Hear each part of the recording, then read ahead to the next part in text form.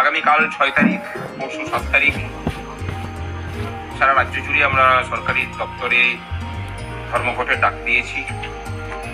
তো ফ্রেন্ডস, আপনারা দেখতেই পাচ্ছেন ভাস্কর বাবু তিনি তার বক্তব্য দিচ্ছেন আগামী 6 তারিখ আজকে এবং 7 তারিখ কালকে, এই দুদিন কিন্তু ধর্মঘট আন্দোলনের ডাক দিয়েছে সংগ্রামী যৌথ মঞ্চ। ভিডিওটি সম্পূর্ণ দেখুন। ভাস্কর বাবু নিজের মুখে বলেছে, কি বলেছে এবং পরবর্তী পদক্ষেপ কি আছে, সরকারকে কিভাবে জব্দ করতে হয় বা ডিএ আদায় করতে হয়, চলুন দেখে নেওয়া যাক ভাস্কর বাবুর মুখ দিয়ে। এই ধরনের নতুন নতুন ভিডিও পাওয়ার জন্য চ্যানেলটিকে সাবস্ক্রাইব করে রাখতে ভুলবেন না। চলুন দেখে নেওয়া যাক।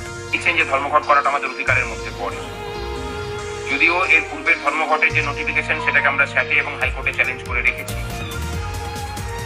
এই মতাবস্থায় ধর্মঘট করতে আর কোনো বাধা নেই। আপনারা নির্ভয়ে নিশ্চিন্তে ধর্মঘট করুন, যা কিছু হবে সংগ্রামী যৌথ মঞ্চ দেখে নেবে।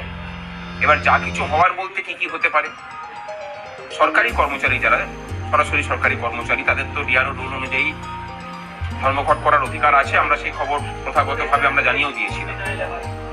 অস্থায়ী কর্মচারীরা যেহেতু নাগরিক অধিকার ভোগ করেন তাদেরও ধর্মঘট করার অধিকার আছে। মাননীয় শিক্ষক শিক্ষিকাদেরও ধর্মঘট করার অধিকার আছে যেহেতু তারাও নাগরিক অধিকার ভোগ করেন। আর সংবিধান যেহেতু ধর্মঘটের অধিকার দিয়ে রেখেছে, সুতরাং বাধা নেই।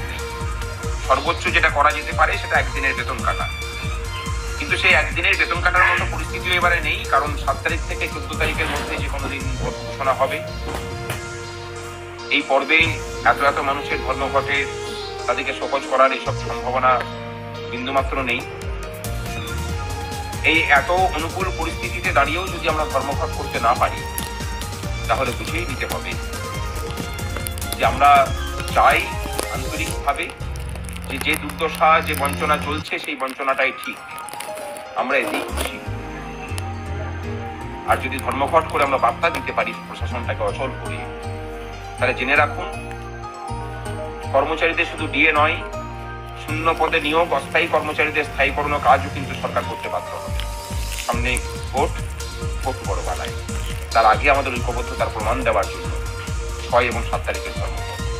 চলুন লড়াইটাকে ময়দানি লড়াই যাক, সোশ্যাল মিডিয়া নয়, প্রচ্ছন্ন সমর্থন নয়, আপনাদের সকলের। তো ফ্রেন্ডস, এই ছিল আজকে একটি ছোট্ট আপডেট। এই ধরনের সরকারি কর্মচারীদের প্রতিদিনের আপডেট পাওয়ার জন্য অবশ্যই চ্যানেলটিকে ফলো করুন, চ্যানেলটিকে সাবস্ক্রাইব করে পাশে থাকা বেল আইকনটিতে প্রেস করে রাখবেন।